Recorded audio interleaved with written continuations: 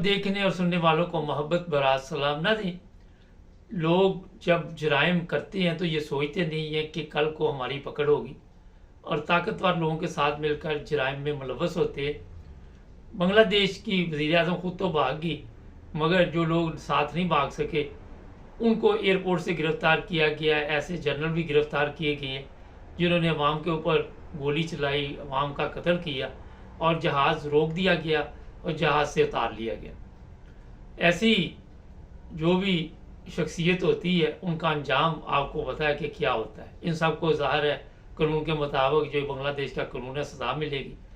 आज पाकिस्तान के लोग भी जो इन जनरल के साथ मिले हुए हैं, 30 तारीख तक स्टूडेंटों ने कहा है जनाब जो कि इमरान खान को रिहा किया जाए, वरना फिर हम सड़कों पे आएंगे और आप हालात पे काबू नहीं डाल सकेंगे। हमारे साथ अब्दुल कयूम साहब है। सर, आप देख रहे हैं कि ये धमकी जो दी गई है, सॉरी 30 अगस्त तक की, सितंबर नहीं 30 अगस्त तक, तो क्या इससे कोई स्टूडेंट जो है वो सड़कों पे आके कोई अपना एहतजाज करेंगे?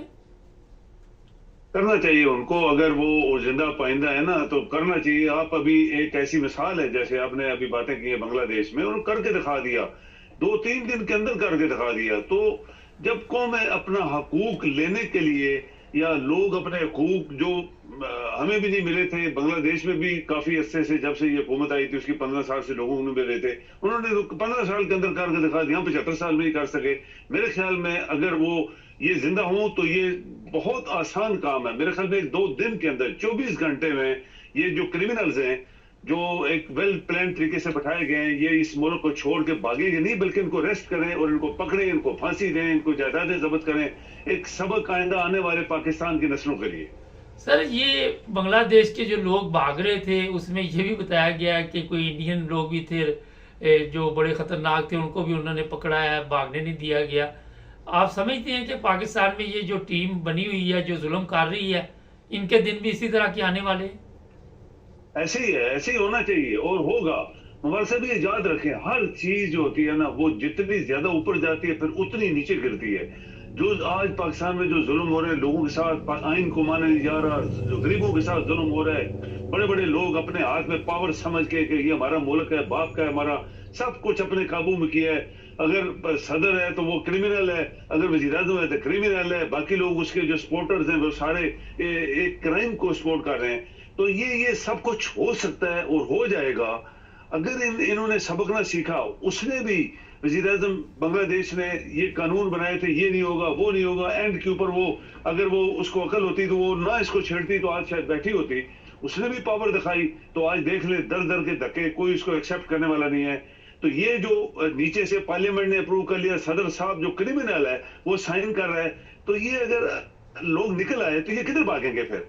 और भागने का इनको रास्ता नहीं मिलना चाहिए। मेरे ख्याल में ये वो क्राइम इन्होंने किए हुए क्रिमिनल्स हैं कि इनको कोई इसके अलावा कि इनको फांसी दें, इनकी जायदादें जब्त करें, और इसका कोई हल नहीं होगा फिर। सर, इमरान खान के मुतालिक एक खबर कल मीडिया पे चलाई गई कि इमरान खान कहता है कि मैं माफ़ी मांगने के लिए तैयार हूँ, मगर जो असल हकीकत है वो ये है कि इमरान खान ने कहा है कि मुझे वो वीडियो दिखाई जाए 9 मई की, उसमें अगर हमारे लोग हुए तो हम उनको पार्टी से निकाल देंगे और मैं फिर माफ़ी भी मांग लूँगा, लेकिन पहले हमें वो वीडियो दिखाई जाए, पहले पता तो चले कि हमारे लोग उसमें शामिल भी हैं नहीं। सॉरी सर, आपको तो पता है कि वीडियो में कौन लोग शामिल है, तो ये इस तरह की मीडिया ने क्यों फिर खबर चलाई कि इमरान खान माफ़ी मांगने के लिए तैयार है 9 मई के लिए? देखिए, पहली बात यह है मुबारक साहब कि ये जो 9 मई का वाकया है ना, पाकिस्तान के अंदर कितना उसको उभारा गया। आप इसका कंपैरिजन करें बांग्लादेश से, उन्होंने छोड़ा ही नहीं वहां पे कुछ। उन्होंने गवर्नमेंट की कोई चीज नहीं छोड़ी, उन्होंने प्राइम मिनिस्टर हाउस को आग लगा दी, उन्होंने बड़े बड़े इदारों को आग लगाई। तो वहां तो किसी ने नहीं कहा 9th में और इधर 10th में, मसलन वहां तो बांग्लादेश में तो किसी ने कहा कि इन्होंने सारी गवर्नमेंट, सारी बांग्लादेश की प्रॉपर्टी को आग लगा दिया, इनको ये करेंगे वो करेंगे। उल्टे अदारे जो है वो लोगों के साथ शामिल हो गए कि हम तुम्हारे साथ हैं। जो भी लोग ये वहां पे बैठे थे, एजेंट्स थे दुनिया के या कोई भी, जो वो कर रहे थे बांग्लादेशियों के साथ, बांग्लादेशी पागल नहीं थे जो सड़कों पे आ गए और एक दिनों के अंदर अंदर सब तहस नहस उन्होंने कर दिया। 9th में पाकिस्तान की प्रॉपर्टी थी, फौज किसकी है? पाकिस्तान की प्रॉपर्टी है। फौज की जाती कोई चीज नहीं है वहां पे कि वो सोचेगी हमारी जाती या किसी चीफ की बाप की जायदाद है तो वो लूटी गई है। फौज पाकिस्तान की है, फौज के पास जो कुछ है वो पाकिस्तान का है। अगर पाकिस्तान के लोगों ने कुछ एक्चुअली जानबूझ के जो बंदे इन्हीं के थे क्राइम किया है तो ठीक है, वो इमरान ठीक कहता है कि उनको वीडियो दिखाओ, सबूत दो ना पहले। क्यों सबूत आज तक नहीं दिया गया? तो इसका मतलब है कि इनके अपने बंदे थे, फिर क्यों पुलिस और फौज को हटा दिया जाए रास्ते से? मुबारक साहब, ये एक ऐसा पॉइंट है जो दुनिया की किसी अदालत में आप जाएंगे तो ये सवाल है पहले कि क्या तुमने सिक्योरिटी के लिए, प्रोटेस्ट को रोकने के लिए कोई बंदोबस्त किया था? जवाब दो। इनके पास कोई जवाब नहीं है, क्योंकि उन्होंने खुद पुलिस हटा दी थी। और आपको पता है वो जो क्रिमिनल है, बड़ा क्रिमिनल जो मूंछों वाला है, उसने क्या बोला था? उसने बोला था हमने इसको बड़ा ट्रैप किया है। तो ट्रैप ये होगा या वो होगा, ये सब चीजें चल रही थी। तो इमरान को अंदर करने के लिए कोई बहाना चाहिए। तो इमरान वैसे सही कह रहे हैं कि पहले मैं वीडियो दिखाओ। वो वीडियो ये नहीं दिखाएंगे क्योंकि इनके अपने बंदे हैं सारे। फिर इमरान ये भी बोले कि तुम्हारी सिक्योरिटी किधर थी? पुलिस ने क्यों नहीं रोका मेरे बंदों को? फौज ने क्यों नहीं रोका मेरे बंदों को? क्यों वहां तक पहुंच गए? तो ये सारे जो अंदर 9 मई का बहाना है, और इमरान को अंदर कर दो, हुकूमत ना करने दो, और ऊपर क्रिमिनल सदर जो बैठा हुआ है साइन करने वाला, उसने साइन कर दिया बिल। ये सब कुछ मेरे ख्याल में अभी इनका हिसाब किताब ये कौम लेने वाली है। ये मत सोचें कि वो समुंदर कहते हैं ना जब खामोश होता है तो उसके अंदर क्या एक चीज निकलने वाली होती है, तो वो अभी निकलने वाली है जो कौम सारी खामोश सर, आखिर पे जरा बताएं इंटरनेशनल क्या चल रहा है जंग के बारे में?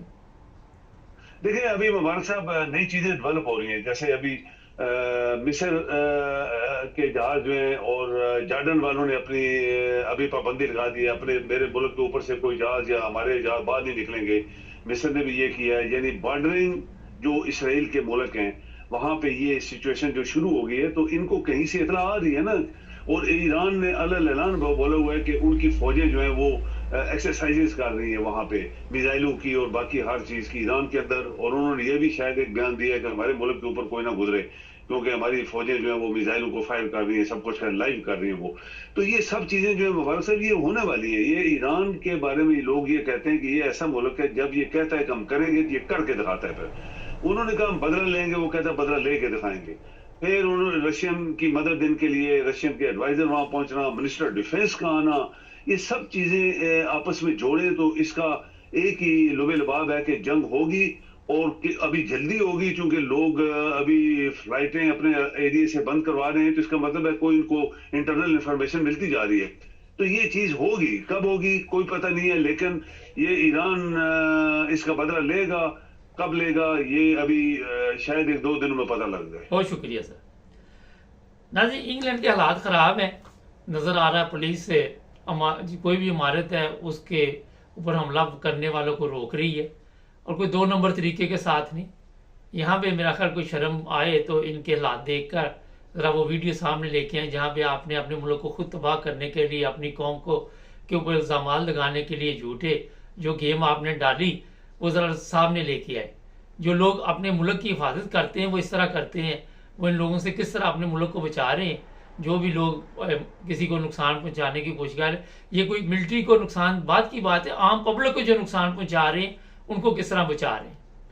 तो आपकी तरह नहीं है कि हर चीज़ में चोरी, हेरा फेरी, अपनी पेट की दोजक भरने के लिए, अपने बच्चों को हराम की कमाई के जरिए दूसरे ममालिक में तलीम दिलवाने के लिए लोगों को मारा जा रहा है, लोग औरतों उठाया जा रहा है, लोगों की औरतों के साथ गलत काम किए जा रहे।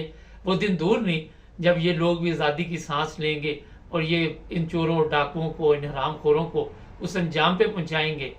जो अच्छे लोग हैं उनकी नहीं मैं बात कर, जो हरामखोर है मैं उनकी बात कर। अब आपने खुद देखना है कि आप में से हरामखोर कौन है, चोर डाकू कौन है, वो आपको पता चल जाएगा। चैनल को सब्सक्राइब करें, जुड़े रहें हमारे साथ।